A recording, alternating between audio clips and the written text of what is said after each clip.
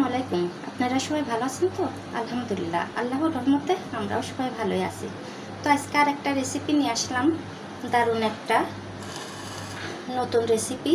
এখানে শোল মাছ আছে 4 পিস, আর আলু, সিম, পালংয়ের শাক দিয়ে আমি কিভাবে রান্না করব সেটা আপনাদের সাথে শেয়ার করব। তো আগে আমি এটাকে মাখিয়ে নেব। একটু লবণ দিলাম, একটু হলুদ দিলাম, একটু মরিচের গুঁড়ি দিলাম। এটাকে আমি সুন্দর করে মাখিয়ে নেব।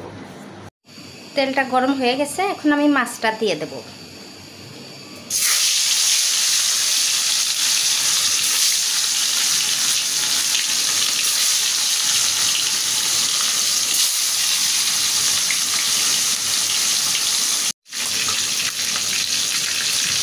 মাছ ভাজা কিন্তু হয়ে গেছে, এখন আমি উঠিয়ে নেব। এই তেলেই আমি পেঁয়াজ দিয়ে দেব।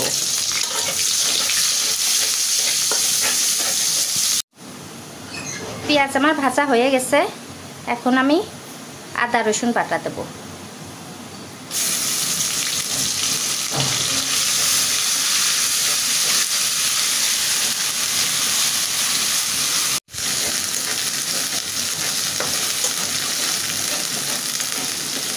আদা রসুনটা কিন্তু আমি সুন্দর করে ভাজা ভাজা করে নিচ্ছি, কাঁচা গন্ধটা এখন আর নেই। এখন আমি একটু পানি দিয়ে দেব।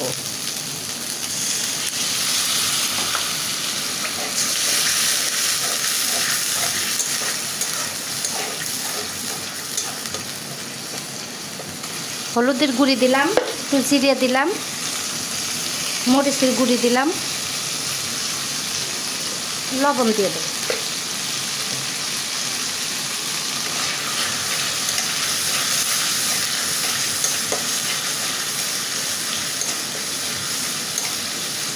এটা আবার আমি ভালো করে কষিয়ে নেব।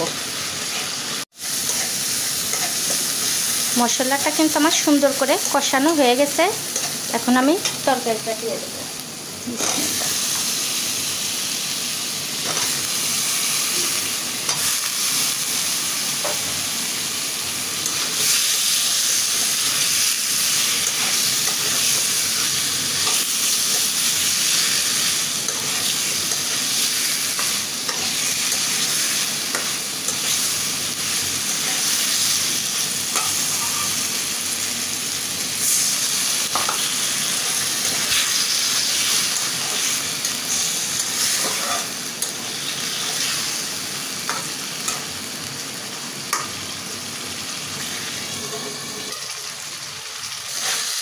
আলুটা কিন্তু আমার কষানো হয়ে গেছে, এখন আমি ঝোলের পানি দিয়ে দেবো।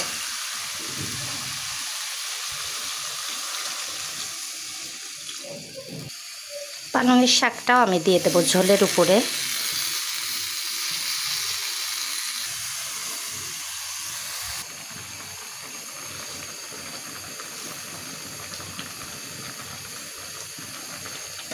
এইভাবে ঝোলের উপরে যদি শাকটা পালংয়ের শাক দিয়ে রান্না করা যায়, খাইতে কিন্তু খুবই স্বাদ লাগে।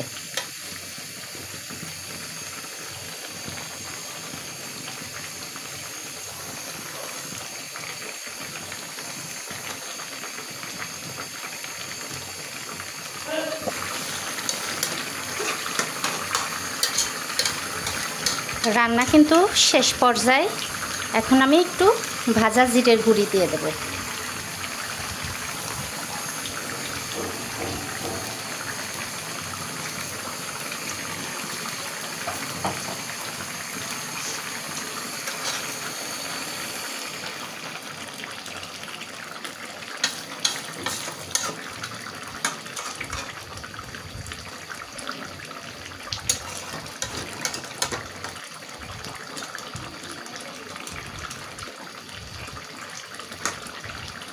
পালংয়ের শাক দিয়ে শোল মাছের ঝোল খাইতে যা লাগে, অনায়াসে 1 প্লেট ভাত খেয়ে নেওয়া যায়। আর পালংয়ের শাকের একটা এত সুন্দর সেন্ট বেরোইছে।